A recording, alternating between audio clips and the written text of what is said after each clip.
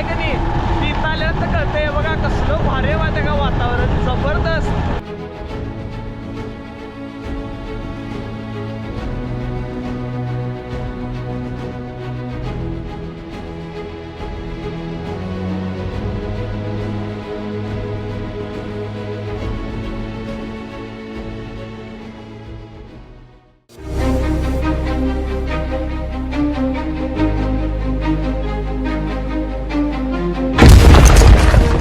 शुभ दुपार मित्र हो, जय श्रीकृष्ण जय शिवराय. तर आजची आपली भटकंती असणार आहे गगनबावडा परिसरातील जे पळसंबे गाव आहे. त्या पळसंबे गावात रामलिंगाचं मंदिर आहे. तर खूप सुंदर असा परिसर आहे तो आणि आपण जाऊया लवकरात लवकर, कारण की थोडा आज आपल्या भटकंतीला वेळ झाला आहे. माझी मुलगी आहे 3 वर्षाची, तर तिची तब्येत थोडी बिघडली होती, त्यामुळे तिला जरा दवाखान्यात घेऊन गेलो होतो. त्यामुळं आपल्याला बाहेर पडायला वेळ झाला. तर चला, आज परत आपल्यासोबत असणार आहे माझा भाऊ अनिकेत. तर माझ्या भावाचं सुद्धा चॅनल आहे यूट्यूबला, अनिकेत वरेकर या नावाने, आणि इंस्टाग्रामला त्याचा आय डी, तुझा आय डी सांग रे. अनिकेत वरेकर 12. अनिकेत वरेकर 12 या नावाने त्याचा आय डी आहे. तर भाऊ आपला पुरुषार्थ चॅलेंज घेतले भावानं. तर वर्षभरासाठी त्यानं पुरुषार्थ चॅलेंज म्हणजे पुरुषार्थाचं आपलं जे काय खरं जे काय लाईफस्टाईल कसं असतं तर ते दाखवण्याचा प्रयत्न त्यानं केला आहे. तर जावा एकदा बघा त्याचं पण चॅनल आणि करा सपोर्ट.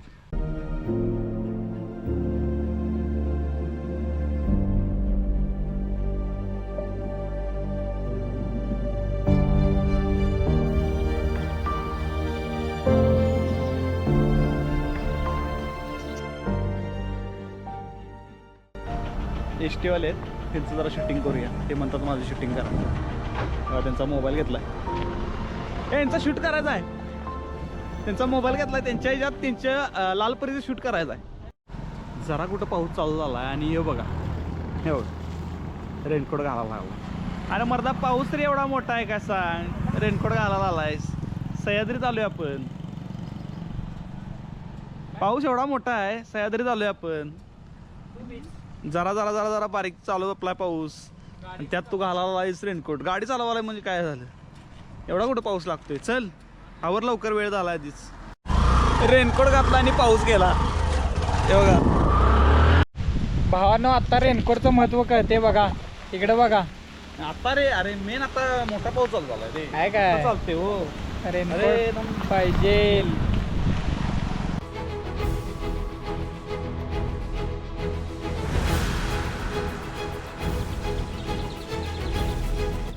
भावानं आम्ही आसळदमध्ये आलो आणि असला जोरात पाऊस आलाय का नाही, जबरदस्त पाऊस आहे. तर आम्ही थांबलोय, रेनकोट पण घातला आहे, पण थांबलोय म्हणजे माझ्या भावानं रेनकोट घातला आहे, त्या रेनकोटमधून त्याच्या आत पाणी चाललंय, त्यामुळं थांबलोय सध्या. खूप जोरात पाऊस आहे बघा. एक आम्हाला असं घर मिळाले, त्या घराच्या आडोशाला मी थांबलोय. कॅमेरे पण आहेत, त्यामुळं रिस्क घ्यायला नको म्हटलं, थांबूयात. कंटिन्यू आपला प्रवास चालू करूयात. आधीच वेळ झाला आहे, त्यात आणि येऊ पाऊस. हे बघा केवढा जोरात आहे. काय आपल्याला जायला अंधार झाला नसला म्हणजे बरं, तर एवढ्या लांब आले तर लवकरात लवकर आपण तिथं पोचायला पाहिजे होतं आत्तापर्यंत. आत्ता वाजल्या 4 आणि 1 तासावरून अंधार पडणार, त्याच्या आज आपल्याला तिथंपर्यंत पोचायला पाहिजे. तर आत्ता आपण पोचलोय आसळद गावामध्ये आणि हा जो काय रोड बघताय तो हा पुढे गगनबावड्याला जातोय आणि या आसळद गावापासून हा जो आत रोड जातोय तो आपल्या पळसंबेला जातोय, म्हणजे रामलिंग मंदिराकडे जातोय. तर इथून अजून 3 किलोमीटर आपल्याला जायचं आहे. तर चला लवकर, आता 4:30 वाजल्यात, तर लवकरात लवकर जाऊया, कारण की अंधार पण पडणार. त्याच्यात आपण ते मंदिर तिथला परिसर एक्सप्लोर करायचा राहून जाईल आपलं, नाही तर एवढ्या लांब येऊन.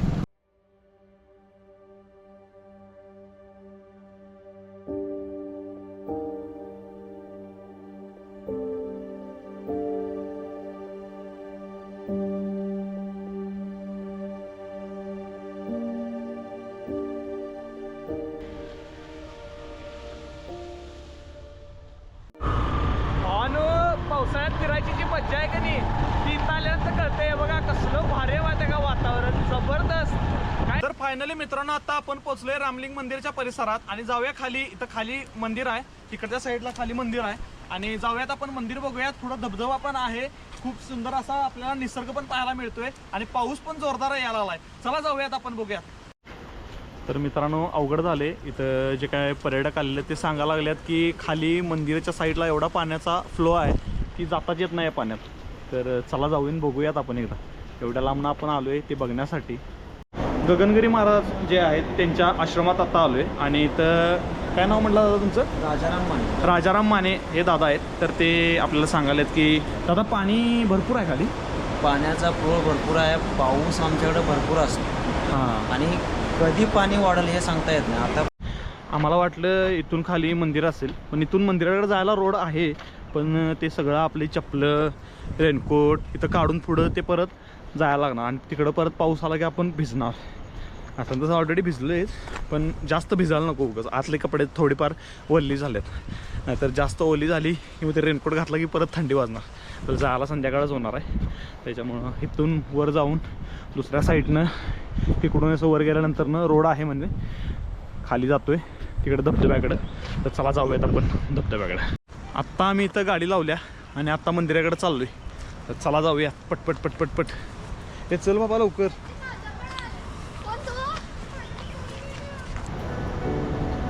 या पायऱ्या लागल्यात आम्हाला आणि या पायऱ्यातून आम्ही खाली उतरणार आहे आता. धबधब्याचा जोरदार असा आवाज यायला लागला आहे. तुम्हाला पण येत असेल कदाचित. बघ,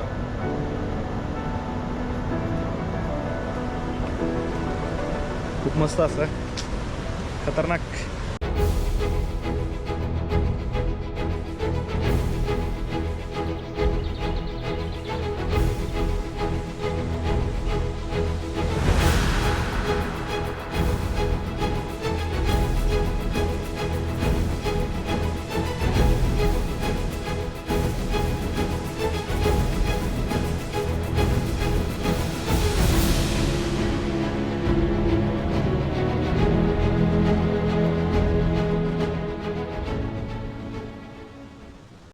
तर मित्रांनो, माझ्या मागे जे मंदिर बघताय हे जांभ्या दगडात कोरलेलं पांडवकालीन मंदिर आहे आणि बरोबर या मंदिराच्या इकडच्या साईडला जे काही रामलिंग आहे ते रामलिंग जे आहे ते त्या गुहेत आहे आणि इथं नैसर्गिकरित्या त्या रामलिंगावरती जलाभिषेक होत असतो. तर ते आता आहे आपल्याला पाहायला मिळत नाही, कारण की इथं पाणी भरपूर आहे. मग पाऊस जोरदार झाला आहे, तुम्ही व्हिडिओमध्ये बघितलं असाल. तर त्यामुळं हे पाण्याचा फ्लो असल्यामुळं तिथं आत जाता येत नाही आपल्याला. तर ही मंदिरं जे काय आपल्याला हे पाहायला मिळाली आणि याच्याबरोबर या मंदिराच्या मागच्या बाजूला या धबधब्यात अजून 2 मंदिरं आहेत, ती पण आपल्याला पाहायला मिळत नाहीत, कारण की इथं जोरदार पाणी असल्यामुळं पाण्याचा फ्लो बघा किती आहे. त्याच्यामुळं आपण रिस्क घेणार नाही तिकडं जाण्याची. आणि इथं जे काय कर्मचारी लेडीज पोलीस होत्या त्यांनी पण बजावून सगळ्यांना सांगितले की तुम्ही इकडं वर जाऊ नका. ते मंदिर जे काय आहे ते इथून लांबूनच बघा. तर आपण हे लांबूनच मंदिर बघितले आणि जे रामलिंग आहे ते आतल्या साईडला आहे. आणि इथं बघितला तर इथं पादुका आहेत, जे काय रामांच्या पादुका आहेत त्या इथं आहेत, त्या बघायला मिळतात. त्या पण आपल्याला लांबणं, कारण की पाणी भरपूर आहे. तर मित्रांनो, माझ्या जे मागे हे मंदिर बघताय हे फक्त मंदिरची एक स्ट्रक्चर आहे आणि एका पाषाणात कोरलेले हे आहे, म्हणजे एका दगडात कोरीव काम करून हे मंदिर बनवलेलं आहे. आणि ते थोडंसं असं तिरकं झाले, त्यामुळे तिची सुंदरता आणि खूप सुंदर दिसायला लागल्या. आणि आता आपण पावसाळ्यात यायचं कारण म्हणजे की आपल्या ह्या मंदिरावरती जी काय आपल्याला ग्रीनरी होत्या ती ग्रीनरी बघण्यासारखं आहे आणि इथला परिसर आहे तो खूप सुंदर दिसतो पावसाळ्यात. तर चला बघूयात ते मंदिर. तर मित्रांनो, हे माझ्या मागं बघताय तर या साईडला ना इकडं उजव्या साईडला इथं खाली रामलिंगाचं मंदिर आहे, म्हणजे शिव मंदिराची पिंड आहे. तर आता पावसाचा जोर जास्त असल्यामुळं आपल्याला तिथं जाता येत नाही. आपण परत कधीतरी एकदा प्लॅन करूया आणि आतली जी शिवलिंगाची जी पिंड आहे ती नक्की बघूया. मित्रांनो, ट्रेकिंग करून करून करून भूक लागली आणि आम्ही आणल्या सफरचंद. आता सफरचंद खाईत खाईत आपण निघूयात. चला.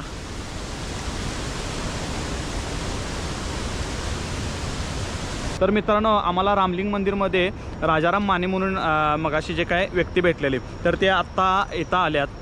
जे काय मंदिर आपल्याला जे पाहायला मिळालेत किंवा रामलिंगाचं जे काय ठिकाण आहे त्या ठिकाणी आलेले आहेत आणि त्यांनी सुंदर अशी माहिती आम्हाला सांगितली. तर ती माहिती आपण त्यांच्याकडनं जाणून घेऊया. चला. तर हां, तर कसं आहे, इथं ज्यावेळी जून जुलैमध्ये पाऊस चालू होतो तेव्हापासून कंटिन्यू मला वाटते 3 ते 4 ते 5 महिने जोपर्यंत पाऊस चालू असतो, पाऊस संपल्यानंतर देखील 1 महिना महादेवाची पिंड आहे, आत्मलिंग ज्याला आपण जिथं म्हणतो. 12 ज्योतिर्लिंग आणि एक आत्मलिंग आहे आतल्या गुहेमध्ये. तर त्याच्यावरती सतत जलाभिषेक होत राहतो. म्हणजे पाण्याचा एवढा प्रवाह त्याच्यावरती होत राहतो की मला वाटते महादेवांची एवढी म्हणजे इथं हे असेल, निळकंठ ऋषी इथं वास्तव्याला असतात. ओके. महाराजांची म्हणजे त्यांच्या ज्याची साधना ज्या लेवलला असेल तर त्या लेवलला ते त्या साधनेचं हे होते नाही चालेल तर त्या महाराजांना निळकंठ ऋषींचं इथं दर्शन झालेलं आहे आमच्या इथं बाळकृष्ण गुरु म्हणून महाराज असतात. तर त्यांचं निळकंठ ऋषींशी दर्शन झालेलं आहे आणि निळकंठ ऋषी इथं वास्तव्याला असतात. तर त्या पिंडीवरती सतत 4 ते 5 महिने सतत जलाभिषेक होत राहतो. आम्ही आता श्रावण महिन्यामध्ये आम्ही अभिषेक करायचा भरपूर प्रयत्न करतो, पण आम्हाला आतमध्ये जाताच येत नाही. एवढं पाण्याचा प्रवाह फ्लो चालू असतो आणि वरती जास्त पाऊस असल्यामुळं कधी पाणी वाढेल काय सांगता येत नाही. त्यामुळं आम्ही काय करतो, आमच्या इथं आश्रमात गिरनारच्या दत्तपादुका आम्हाला गगनगिरी महाराजांनी ह्या आश्रमासाठी दिलेल्या आहेत. तर आम्ही तिथंच अभिषेक करतो. आम्हाला महादेवाच्या मंदिरात जाता येत नाही आतमध्ये. तर म्हणून आम्ही काय करतो, दत्तपादुकांनाच अभिषेक करतो. आणि ज्यावेळी पाण्याचा फ्लो कमी होतो त्यावेळी मात्र आम्ही दर सोमवारी आम्ही 100% तिथं अभिषेक करतोच. आणि बाकी गुरुवारचा आमचा दत्तपादुकांना अभिषेक असतो आणि सोमवारचा. तर ते आतमध्ये गुहा केवढी मोठी आहे, म्हणजे एक माणूस उभा राहिला इतके आहे? नाही जास्त आहे. तरी मला वाटतं एक 100 लोक स्टँडिंग उभा राहतील एवढी आतमध्ये गुहा आहे मित्रांनो. ते दिसताना इकडनं बाहेरनं छोटंसं दिसतंय, तर मी तुम्हाला नंतर व्हिडिओमध्ये दाखवतो, तर ते बघा तुम्ही. तर ते छोटंसं दिसतंय पण आत खूप मोठे गुहा आहेत असं सांगायला जातं आपल्याला. 100 लोक स्टँडिंग उभा राहतील एवढी आतमध्ये गुहा आहे. आणि हे साधनेचं माहेरघर आहे. इथं जर तुम्हाला कोणती साधना करायची असेल किंवा कोणतं पुस्तक वाचायचं असेल किंवा गुरुचरित्र पारायण करायचं असेल तर खरोखर मित्रांनो ठिकाण तुमच्यासाठी इथं येऊन इथं त्याचा लाभ घ्यावा. आणि कसं आहे, इथं तुम्ही मला वाटतं तुम्ही बाहेर कुठंतरी जाऊन जर गुरुचरित्र पारायण करत असाल आणि इथं जर येऊन तुम्ही जर गुरुचरित्र पारायण कराल तर त्यातून तुम्हाला खरोखर मला वाटते त्याच्यातून 100% अनुभूती एक वेगळीच येईल तुम्हाला. आणि कारण निसर्गरम्य वातावरण आहे, खूप सुंदर आहे. आणि इथं मेन म्हणजे गगनगिरी महाराजांचं कृपा आशीर्वाद आहे, त्याच्यामुळे खूप सुंदर निसर्ग आहे. त्यामुळे तुम्ही निसर्गात येऊन जर या ठिकाणी जर तुम्ही गुरुचरित्राचं पारायण केलं तर तुमचं आयुष्य इथून पुढे आध्यात्मिक होत राहील. पाऊस आपल्याकडे गगनबावडा तालुका म्हटलं की जोरात पाऊस. आणि इथं कसं होतं 10-15 किलोमीटरवरनं पाणी आले खाली, एकाला एक असा हळद मिळून असा एक हा ओढा तयार झाला. वरती पाऊस चालूच असतो कंटिन्यू, कधी कमी झाला तर कंटिन्यू पाऊस चालू असते. आणि एकदम पाणी कधी वाढते. आणि एकदा माणसं आतमध्ये गेली की अडकून बसतात. एकदा असं झालं की 15 माणसं आतमध्ये गेली होती. ती असं म्हणजे कुठल्या तरी कंपनीचे लोक होते आणि ते आतमध्ये गेलेत. त्यांना मी सांगताना सांगितलं होतं पाणी वाढतंय आत जाऊ नका. आणि ते आतमध्ये गेलेत आणि आले नाहीत लवकर बाहेर. कुठं खेळत बस पाण्यात कुठं असं करत राहिले. आणि आतमध्ये पिंडीच्या इथं कसं आहे, तिथं पाणी जास्त प्रवाह नाही आहे, इकडल्या मधोमध आहे. तर ते आतमध्ये गेले आणि पाणी वाढलं जोरात. पाऊस जोरात होताच त्यावेळी आणि पाणी कमी होतं म्हणून ते गेले आतमध्ये. आणि मला वाटतं 11 वाजता गेले होते ते. मला वाटतं मी 11 वाजता इथे येऊन दुकान उघडलं होतं. आणि त्यावेळी ते 11 वाजता जे खाली गेले आणि 12-12:30 वाजले आलं नाही म्हणून मी बघायला गेलो खाली. तर ते आतमध्ये होते, आतनं ओरडत होते आम्हाला बाहेर काढा म्हणून. आणि पाणी नाही, त्यांना म्हटलं जोपर्यंत पाणी कमी होत नाही तोपर्यंत तुम्ही पण काय रिक्षा घेऊ नका म्हटलं बाहेर यायचं. पाणी कमी येईल ते 4-4:30 वाजता असं म्हणजे पाणी कमी झालं होतं. ते पण म्हणजे होता फ्लो. त्यातनं मग एकामेकाला धरून ते बाहेर आले. तर मित्रांनो, जे आत्मलिंग जे आहे ते या दादांच्या मोबाईलमध्ये आहे, तर ते पाहूयात आपण. हे बघा, असं आत्मलिंग आहे. हे आत्मलिंग आहे आणि ह्याच्यावरती आता पाण्याचा प्रवाह भरपूर चालू आहे. जलाभिषेक चालू आहे पाण्याच्या फ्लोअरमुळं. आणि याला काय होते, हे आता आत्मलिंग दिसत नाही आपल्याला. पाण्याचा एवढा प्रवाह त्याच्यावरती चालू आहे, जलाभिषेक चालू आहे, तर हे दिसत नाही आपल्याला.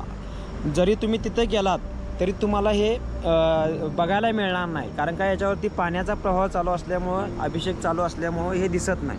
ज्यावेळी पाणी कमी होते त्यावेळी मात्र 100% तुम्हाला हे दिसेल.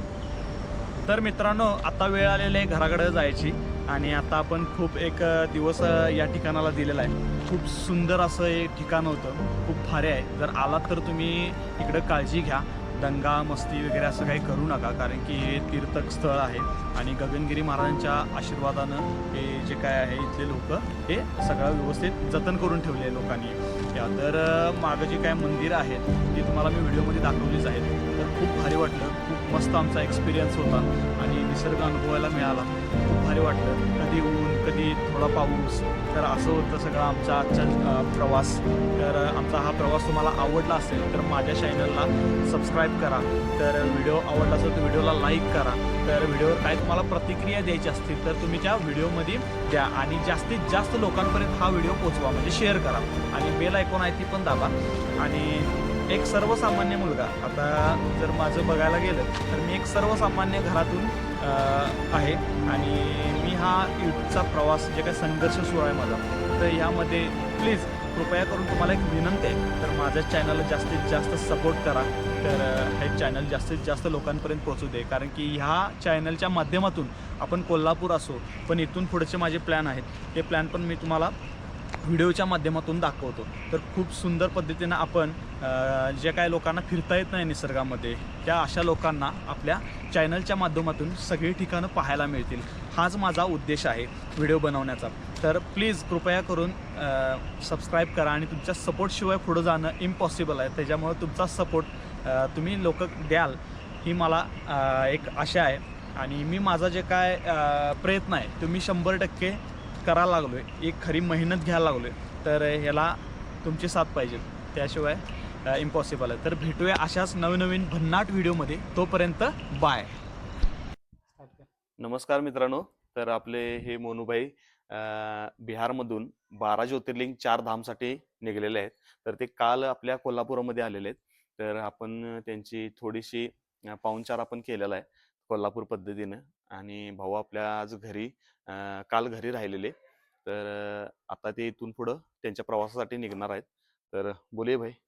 तो सभी भाइयों को सबसे पहले जय भवानी। तो मेरा नाम मोनू है, मैं बिहार पटना का रहने वाला हूँ और बिहार पटना से 12 ज्योतिर्लिंग 4 धाम की रनिंग यात्रा कर रहा हूँ और आज रनिंग यात्रा का मेरा 144वां दिन है और अभी लगभग मैं 3 ज्योतिर्लिंग 2 धाम पूर्ण कर लिया हूँ। अभी जा रहा था चौथे ज्योतिर्लिंग भिवाशंकर महाराष्ट्र और कल ही मैंने महाराष्ट्र में एंट्री लिया है और जैसे ही एंट्री लिया तो भैया मुझे मिले थे कल रास्ते में और भैया से मिलकर अच्छा लगा और फिर इन भैया से बात हुआ और दोनों भैया मिलकर अपने घर पे लाए और खाना उना सब हुआ रात में और भैया से मिलकर बहुत ही अच्छा लगा।